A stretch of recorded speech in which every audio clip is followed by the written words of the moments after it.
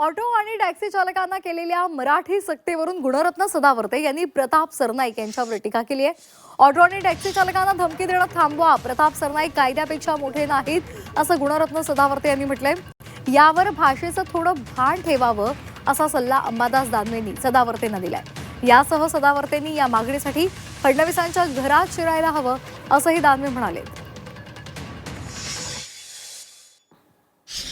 गांडुळे उर्फ प्रताप सरनाईक, गांडुळे उर्फ प्रताप सरनाईक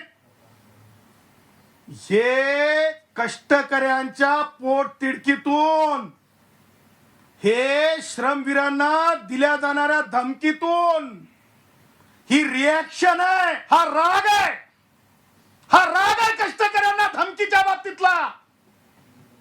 प्रताप सरनाईक कायद्यापेक्षा मोठा नाही, तुम्ही मोठे नाहीत कायद्यापेक्षा। मी पुन्हा एकदा सांगतो, भाषेचं जरासं टीका करावी। प्रताप सरनाईक काय फार दिवे लावतात अशातला काही भाग नाही, एसटीचं वाटोळच करतात आणि काय ते सदावर्तेंनी एसटीचं वाटोळच केलं होतं। त्यावेळी ज्या मागण्या घेऊन शरद पवारांच्या घरात घुसले होते, आता त्या मागण्या घेऊन जरा एखादं देवेंद्र फडणवीसांच्या घरात घुसलं पाहिजे गुणवर्त सदावर्तेंनी। एसटीचं सरकारी कर्मचाऱ्याचा दर्जा एसटीला द्यावा, वेतनवाढीच्या विषयी गुणवंत सदावर्तेने कोविडच्या काळात आंदोलन केलं। त्याच्यावर पडळकर, सदाभाऊ खोदी मंडळी होती। शरद पवार साहेबांच्या घरात घुसले तर काही संबंध नसतात। मला असं वाटतं आता या लोकांनी फडणवीसांच्या घरात घुसलं पाहिजे या मागण्यांसाठी। प्रताप सरनाईक काय एक बावलं आहे।